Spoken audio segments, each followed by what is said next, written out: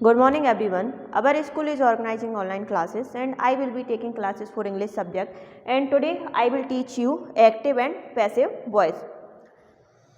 So firstly we should read about rules of active passive voice, यानी कि सबसे पहले हमें पढ़ लेना चाहिए जो एक्टिव और पैसिव वॉइस हैं उसके रूल्स क्या हैं।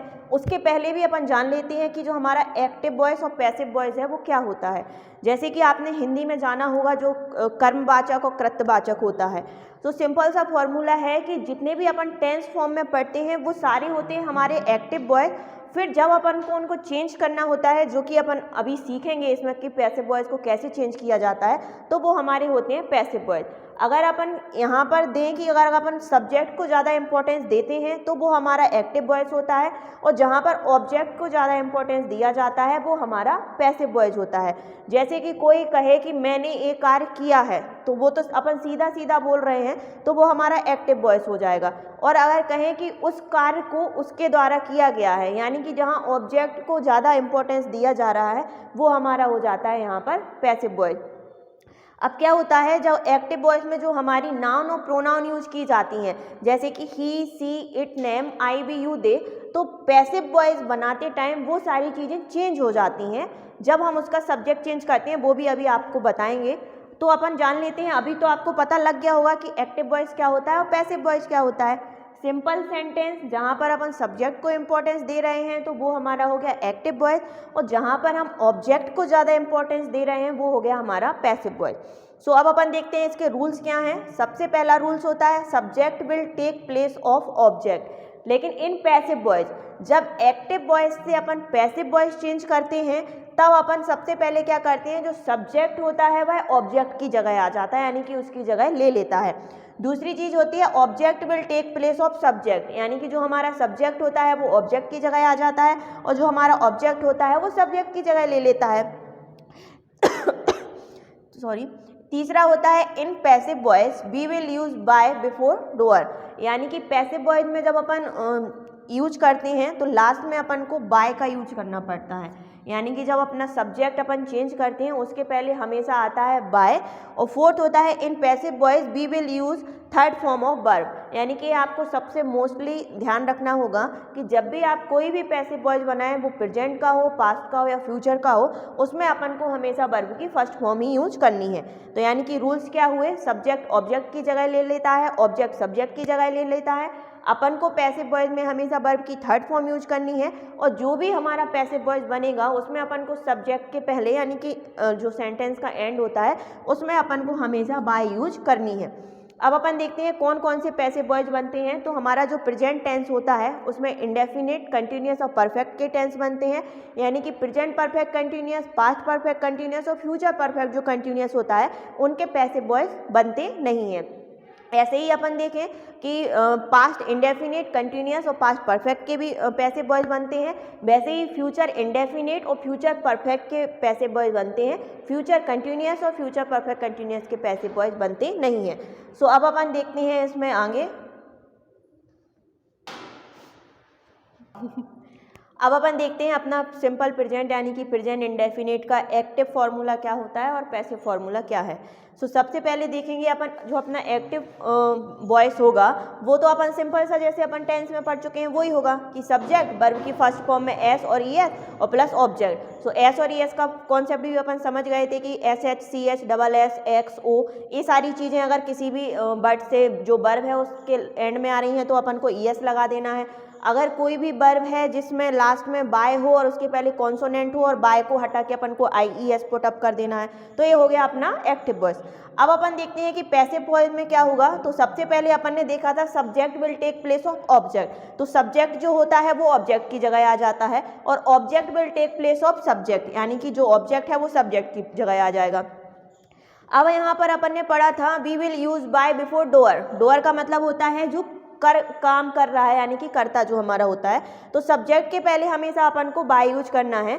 And we will use third form of verb, यानी कि अपन क्या करेंगे, वर्ब की हमेशा थर्ड फॉर्म ही यूज करेंगे। अब आ जाती है केवल यहाँ पर हेल्पिंग वर्ब की बात कि यहाँ तो हेल्पिंग वर्ब थी ही नहीं, यानी कि अपन को वर्ब में एस और एस लगाना था। अब जो हमारा पैसिव वॉइस होता है उसमें हमारी हेल्पिंग वर्ब आती है इज एम आर। तो सीधा सा एक फॉर्मूला आप याद रख लेना कि जो इंडेफिनिट होता है वो कंटिन्यूस में चला जाता है।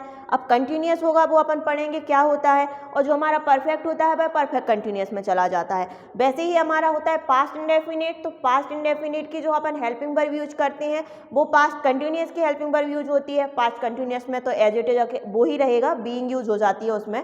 वैसे ही पास्ट परफेक्ट रहता है तो उसमें पास्ट परफेक्ट कंटिन्यूस हो जाता है, और एज इट इज होता है हमारा फ्यूचर में। तो यानी कि आपको इतना याद रखना है कि इसमें एक एक स्टेप आगे की जो हेल्पिंग वर्ब होती है वो यूज होती जाती है, क्योंकि क्या है एक्टिव वॉइस में तो अपने पास कोई हेल्पिंग वर्ब है नहीं है। तो आप मान लीजिए आप कंटिन्यूस से उस चीज़ को क्या कर रहे हैं, उधार ले रहे हैं, तो इसमें क्या हो जाता है जब हम एक्टिव वॉइस से पैसिव वॉइस बनाते हैं प्रेजेंट इंडेफिनिट का, तो इसमें अपन हेल्पिंग वर्ब यूज करते हैं कंटिन्यूस की, यानी कि इज एम आर।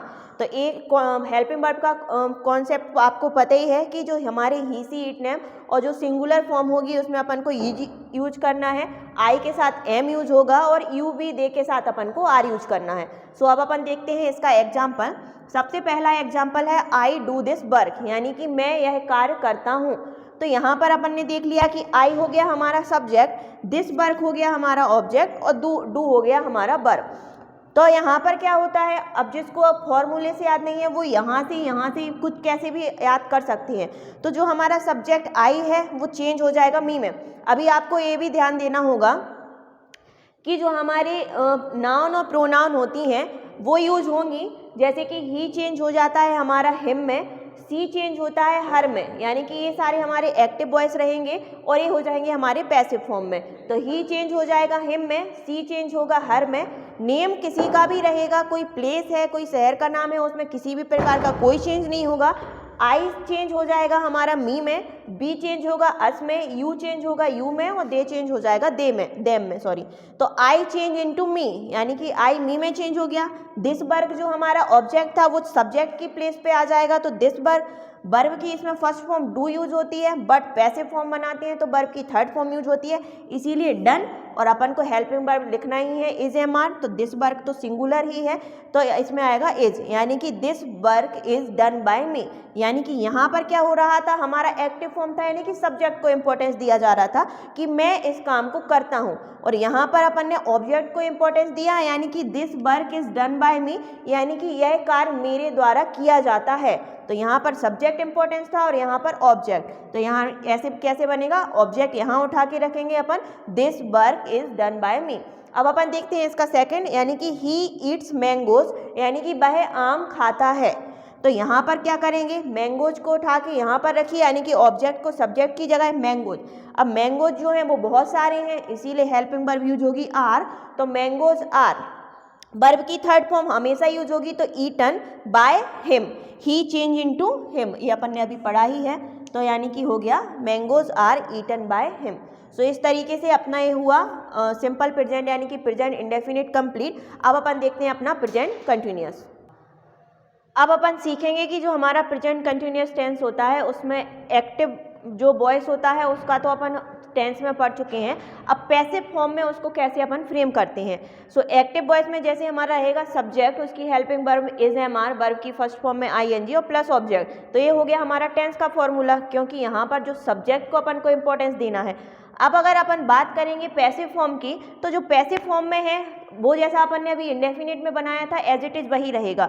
जो ऑब्जेक्ट होता है वो हमारा सब्जेक्ट की जगह ले लेता है, और जो हमारा सब्जेक्ट होता है वो ऑब्जेक्ट की जगह ले लेता है। वर्ब की थर्ड फॉर्म तो अपन को ऑलवेज यूज करनी है, डूअर, यानी कि हमारा जो सब्जेक्ट है उसके पहले अपन को क्या यूज करना है, बाय यूज करना है। एक मिनट, अब इसके बाद अपन देखते हैं इज एम आर, इसकी जो हेल्पिंग वर्ब रहती है उसके बाद अपन को बीइंग यूज कर देना है, और इसमें कुछ भी चेंज नहीं करेंगे अपन, इसकी हेल्पिंग वर्ब भी चेंज नहीं करना है। जैसे अपन ने इंडेफिनिट में helping verb is am are ली थी, इसकी हेल्पिंग वर्ब तो इज एम आर ही रहेगी, बस अपन को इसमें क्या यूज करना है, बीइंग, यानी कि वर्ब की first form I N G लगती है एक्टिव वॉइस में, और इसमें लगती है is am are plus being. So अब अपन देखते हैं इसका एग्जाम्पल। तो जैसे कि आई एम टीचिंग यू, यानी कि मैं तुम्हें पढ़ा रही हूँ, तो इसका पैसिव फॉर्म क्या होगा, तुम्हें मेरे द्वारा पढ़ाया जा रहा है। यानी कि यहाँ तो हमारा सब्जेक्ट इंपॉर्टेंस हो गया और पैसिव फॉर्म में हमारा ऑब्जेक्ट इंपॉर्टेंस हो जाता है। तो subject will take place of object and I change into me, यानी कि जो आई होता है वह चेंज हो जाता है मी में, और object will take place of subject, तो यू का तो यू ही रहेगा, कोई चेंज नहीं होगा, तो यू। अब जो हमारा यू होता है वो हमारा प्लूरल पर्सन है, इसीलिए अपन को यूज करना है इसमें हेल्पिंग वर्ब आर। तो यू आर, अब अपन ने पहले ही देखा था कि हेल्पिंग वर्ब के बाद बीइंग यूज करना है, तो यू आर बीइंग। वर्ब की थर्ड फॉर्म यहाँ तो टीचिंग है क्योंकि वर्ब की फर्स्ट फॉर्म में आईएनजी आती है। अब अपन को इसको थर्ड फॉर्म यूज करनी है, तो टॉट, और बाय तो अपन को लगाना ही था सब्जेक्ट के पहले, तो यहाँ पर बाय यूज हो गया। सिंपल सा है। पैसिव फॉर्म में ऐसे ही आप फॉर्मेट अगर लर्न हो गया है आपको कि सब्जेक्ट ऑब्जेक्ट की जगह आएगा, ऑब्जेक्ट सब्जेक्ट की जगह, वर्ब की थर्ड फॉर्म यूज होगी, बाय यूज होगा। अगर केवल आपको याद करना है इसकी हेल्पिंग वर्ब, यानी कि हेल्पिंग वर्ब क्या यूज होगी, उसमें क्या क्या अपन बीइंग लगाना है, क्या लगाना है, तो बस आप सिंपल सा वो याद रखिए। तो you are being taught by me, तो ये हो गया अपना पैसिव वॉइस कंप्लीट। अब अपन देखते हैं इसका सेकंड। तो बी आर रीडिंग इंग्लिश, यानी कि हम इंग्लिश पढ़ रहे हैं, और अगर अपन पैसिव फॉर्म में हिंदी में देखें तो इंग्लिश को मेरे द्वारा पढ़ा जा रहा है। तो we are reading English, English को उठा के सब्जेक्ट की जगह रख दीजिए, तो ये हो गया हमारा इंग्लिश। बी चेंज इनटू अस, तो यहाँ अस हो जाएगा। अस के पहले अपन को बाय यूज करना है, वर्ब की थर्ड फॉर्म। अब रीड की थर्ड फॉर्म तो रीड ही होती है, रीड, रेड, रीड, तो यहाँ आ गया रीड। केवल अपन को हेल्पिंग वर्ब उसमें चेंज करनी है, इंग्लिश जो कि सिंगुलर में आता है, यानी कि सिंगुलर भी नहीं, वो एक लैंग्वेज है, तो English is being read by me, यानी कि इंग्लिश को मेरे द्वारा पढ़ा जा रहा है। सो इस तरीके से ये होता है अपना प्रेजेंट कंटिन्यूअस का टेंस, यानी कि पैसिव फॉर्म अपना कंप्लीट होता है। सो आज की वीडियो में अपन ने पढ़ा है एक्टिव पैसिव फॉर्म वॉइस क्या होते हैं, और प्रेजेंट इंडेफिनिट और प्रेजेंट कंटिन्यूअस के पैसिव फॉर्म कैसे फ्रेम करे जाते हैं, वो भी अपन ने आज रीड किया है। नेक्स्ट वीडियो में अपन मिलते हैं, अपने आगे के पैसिव फॉर्म जो होते हैं पास्ट, फ्यूचर और प्रेजेंट परफेक्ट टेंस रह गया है, वो मिलते हैं अपन अपने नेक्स्ट वीडियो में। Thank you.